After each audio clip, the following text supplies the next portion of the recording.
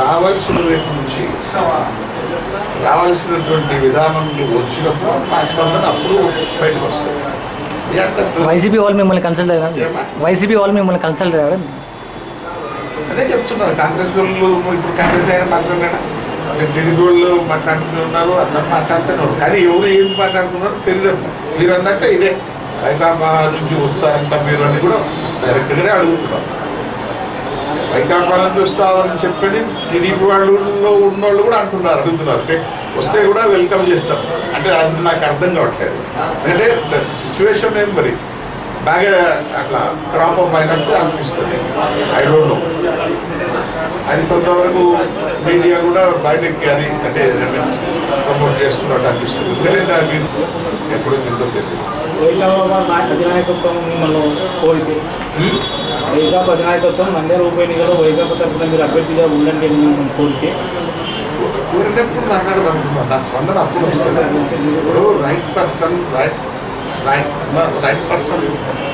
They poses the question, then I respond.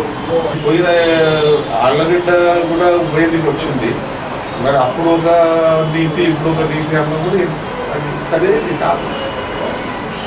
ఆ రోజు party పద్ధతిలో పోయినాడు, ఈరోజు కూడా పార్టీ పద్ధతిలో పోవాలి.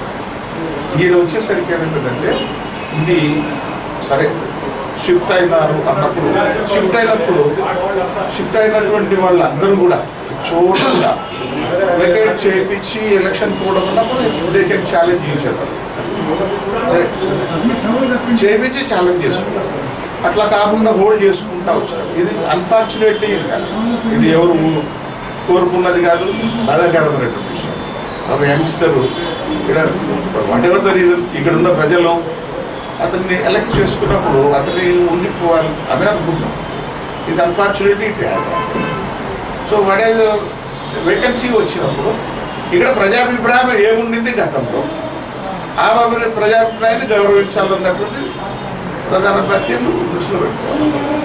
ఆ రోజు ప్రజాభిప్రాయం ఎటువంటిదో దాని ప్రకారం కలుపుకోవాలి.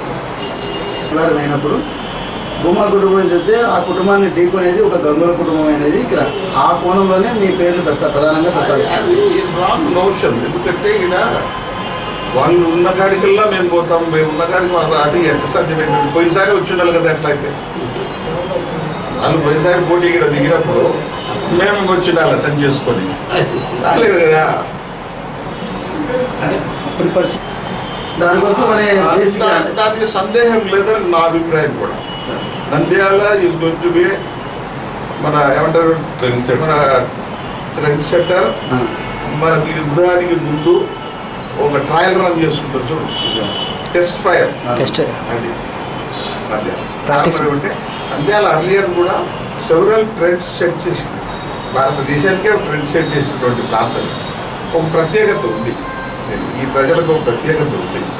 కాబట్టి ఇక్కడ ప్రజలకు తీసుకునే నిర్ణయం అది దేశానికి కూడా ఒకసారి ఒకప్పుడు మలుపించి గతంలో తీసుకుంటే సంజీవ్ రెడ్డి గారిని ఎలక్ట్ చేసినప్పుడు ప్రెసిడెంట్ ఆఫ్ ఇండియా కావడం,